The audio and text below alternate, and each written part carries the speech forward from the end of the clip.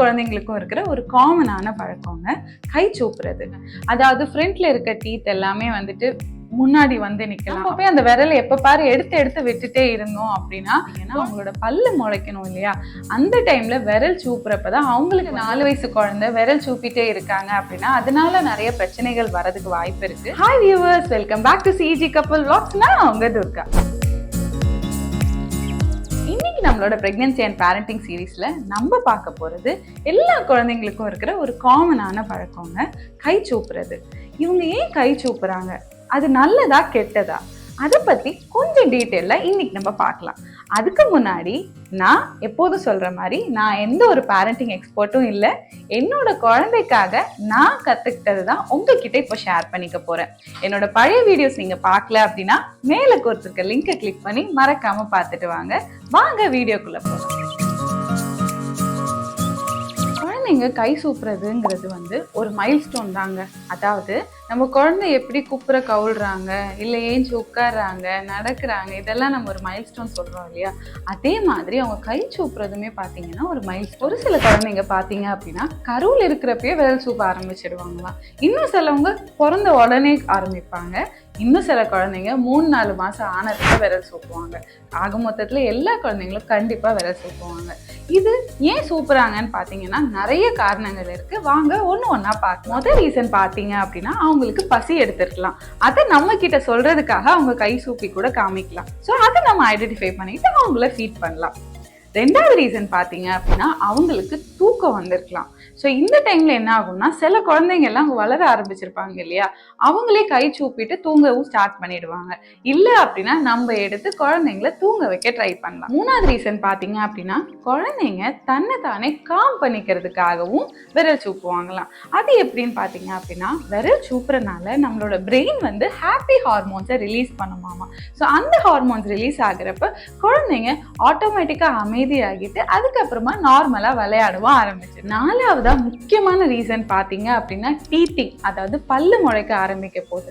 அதாவது பொதுவாகவே இந்த 4 மாசத்துல இருந்து 10 மாசத்துக்குள்ள எல்லா குழந்தைங்களும் விரல் சூப்புவாங்க. ஏன்னு பாத்தீங்கன்னா அவங்களோட பல்லு முளைக்கணும் இல்லையா, அந்த டைம்ல விரல் சூப்புறப்பதான் அவங்களுக்கு வந்து ஒரு ரிலாக்ஸிங் ஃபீல் கிடைக்கும். அஞ்சாவது முக்கியமான ரீசன் பாத்தீங்க அப்படின்னா அவங்க தன்னை சுற்றி இருக்கிற பொருள் எல்லாத்தையுமே வந்து ஐடென்டிஃபை பண்ணி எக்ஸ்ப்ளோர் பண்ண ஆரம்பிக்கிறாங்க. அதாவது எல்லாத்தையுமே வந்து தொட்டு பார்த்து இல்லை டேஸ்ட் பண்ணி பார்த்து தான் அது எப்படி இருக்குன்னு அவங்க தெரிஞ்சுக்குவாங்களாமா.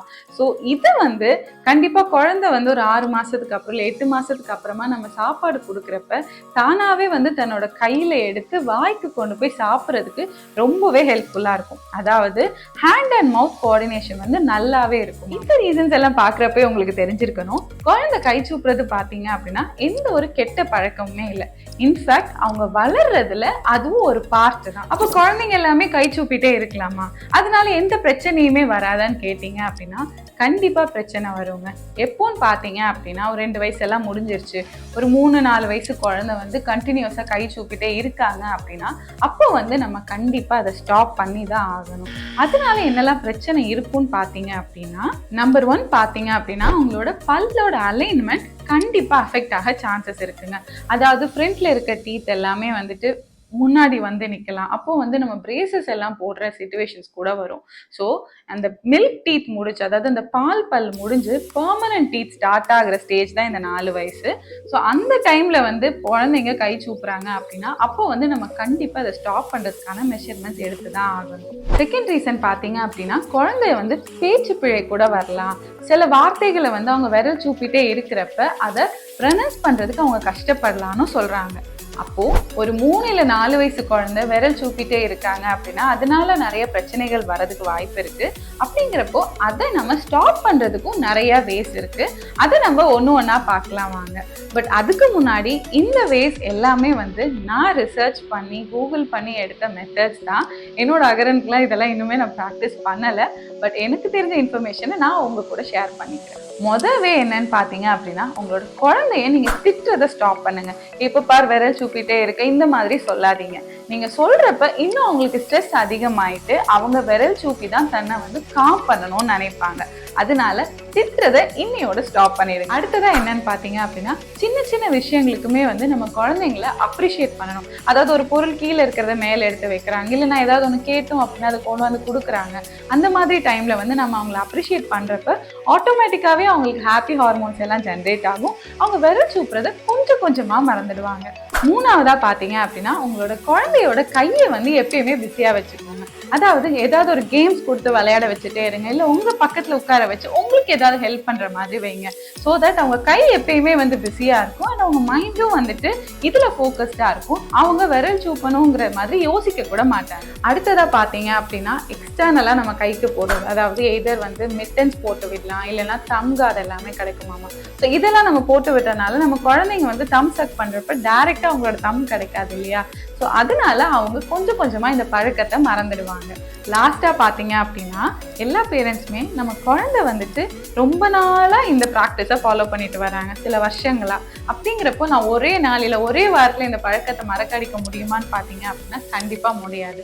ஸோ நமக்கு தேவை ரொம்ப பேஷியன்ஸ். ஸோ தட் நம்ம அதை அப்படியே ஃபாலோ பண்ணிட்டு வந்தோம் அப்படின்னா கண்டிப்பாக நம்ம குழந்தைங்க இந்த பழக்கத்திலிருந்து வெளியே வந்துடுவாங்க. இன்னொரு முக்கியமான ரீசன் வந்து, குழந்தை விரல் சூப்பிட்டு இருக்கிறப்ப நம்ம போய் அந்த விரலை எப்போ பாரு எடுத்து எடுத்து விட்டுட்டே இருந்தோம் அப்படின்னா குழந்தை வந்து ஓகே நம்ம விரல் சூப்னா நம்மளை சுற்றி யாராவது வருவாங்க, வந்து கையெடுத்து விடுவாங்க, அந்த மாதிரி அட்டென்ஷன் சீக் பண்ணுறதுக்காக கூட குழந்தை விரல் சூப்பிட்டே இருக்கும். ஸோ அதனால விரல் சூப்பிட்டு இருக்க குழந்தையோட விரலை போய் எப்பயுமே எடுக்காதீங்கிற மாதிரி அட்வைஸ் பண்ணியிருந்தாங்க. ஸோ இந்த வீடியோவில் கை சூப்புறதை பற்றி உங்களுக்கு ஓரளவுக்கு கிளாரிட்டி கிடைச்சிருக்கும்னு நான் நினைக்கிறேன். அதாவது உங்கள் குழந்தைங்க ஒரு 2 வயசுக்குள்ளே தான் இருக்கிறாங்க அப்படின்னா, அவங்க விரல் சூப்புறாங்க அப்படின்னா அதை அவங்க போக்கிலே எக்ஸ்ப்ளோர் பண்ண விடுங்க. அதை என்றைக்குமே போய் ஸ்டாப் பண்ண ட்ரை பண்ணாதீங்க. அதுக்கப்புறமா அந்த குழந்தைக்கு ஒரு 3-4 வயசு ஆகுது, அதுக்கப்புறமாவும் அது கண்டினியூஸாக சூப்பிட்டே இருக்காங்க அப்படின்னா அதுலேருந்து வெளியே கொண்டு வரதுக்கும் நிறைய வேஸ் இருக்குது. நம்ம அதை பொறுமையாக ஃபாலோ பண்ணி அவங்கள அந்த ஹேபிட்லேருந்து வெளியே கொண்டு வந்துடலாம். எனக்கு தெரிஞ்ச விஷயத்திலே நான் உங்க கூட ஷேர் பண்ணிக்கிட்டேன். ஸோ இந்த வீடியோ உங்களுக்கு யூஸ்ஃபுல்லாக இருக்கும் நான் நம்புகிறேன். உங்களுக்கு வேறு ஏதாச்சும் தெரியும் அப்படின்னா கீழே கமெண்ட் செக்ஷனில் வந்து மறக்காமல் சொல்லுங்கள்.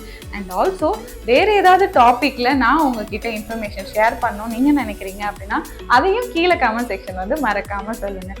தேங்க்யூ ஸோ மச் ஃபார் வாட்சிங் சிஇஜி கப்புள் வ்ளாக்ஸ். உங்களுக்கு இந்த வீடியோ பிடிச்சிருக்கு அப்படின்னா ஒரே ஒரு லைக் மட்டும் போட்டுடுங்க. தேங்க்யூ.